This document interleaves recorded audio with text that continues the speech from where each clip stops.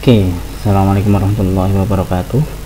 Hari ini pelajaran kimia kita akan belajar tentang apa sih ilmu kimia itu ya, dan peranan kimia dalam kehidupan.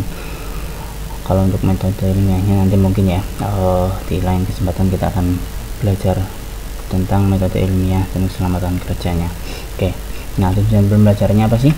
Nah ini tujuan pelajarannya nanti kalian diharapkan bisa mengidentifikasi bahan kimia dalam suatu produk, kemudian menyebutkan zat-zat yang ada dalam suatu produk, peranan ilmu kimianya, kemudian mengkomunikasikan peran ilmu kimia dalam mengatasi masalah global, ya kan?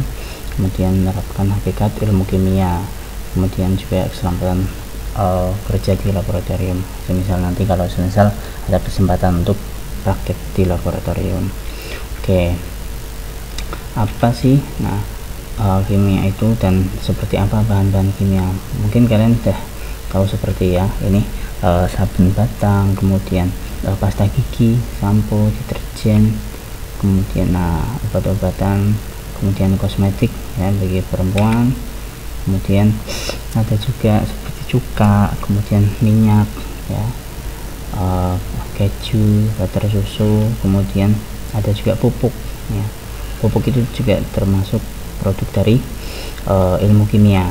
Kemudian gas yang sehari-hari kita gunakan untuk masak, kemudian BBM ya, ada juga minuman, kemudian obat-obatan yang lain.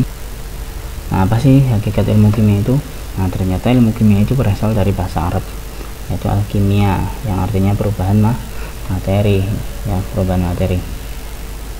Oleh ilmuwan Arab ya, Jabir Ibnu Hayyan ya, ilmu kimia ini secara singkat diartikan sebagai ilmu yang mempelajari rekayasa materi atau mengubah materi menjadi materi lain. Nah, jadi konsen dari ilmu kimia itu adalah mempelajari tentang susunan dan strukturnya, struktur sifat perubahan ya, serta energi menyertai perubahan zat atau materi.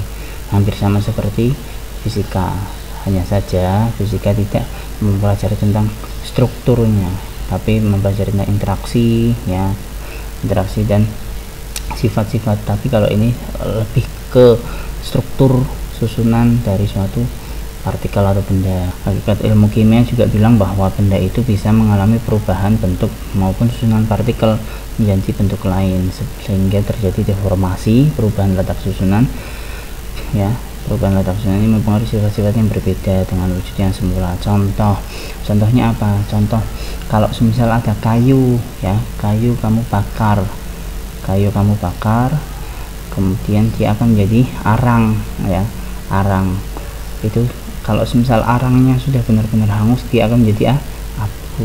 Nah, susunan kayu kemudian arang itu terjadi karena susunan partikelnya bentuknya lain seperti itu ya, sehingga bentuk dalam yang kita lihat juga berbeda seperti itu.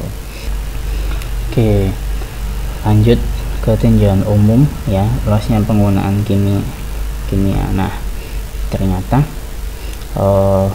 kimia itu digunakan di banyak cabang kehidupan ya, seperti yang kita lihat produk-produk tadi, ada sabun, pasta gigi, ada obat. Nah, ini ada kimia itu digunakan juga di bahan pangan ya, seperti cuka, bahan bangunan jelas ya, seperti semen, kemudian pasir ya gitu. Kemudian elektronika juga pasti menggunakan bahan kimia.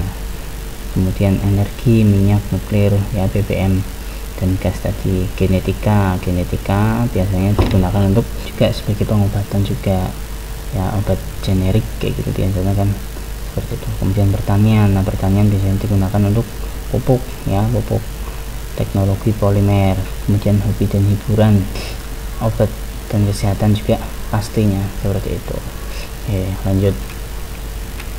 Kemudian inilah bagian ilmu kimia ya. Bagian ilmu kimia itu ada apa aja? Ada kimia anorganik, analitik, kimia organik ya, radiokimia, mineralogi, sintesa bahan anorganik, metodologi analisis, instrumen aplikasi, biokimia, kimia farmasi, bahan alam, sintesa bahan organik. Nah, ini kalian cukup tahu saja ya. Nanti kalau kalian lanjut ke kuliah dan mendalami ilmu kimia di program studi kimia ya mungkin akan mempelajari ini semua seperti itu. Oke.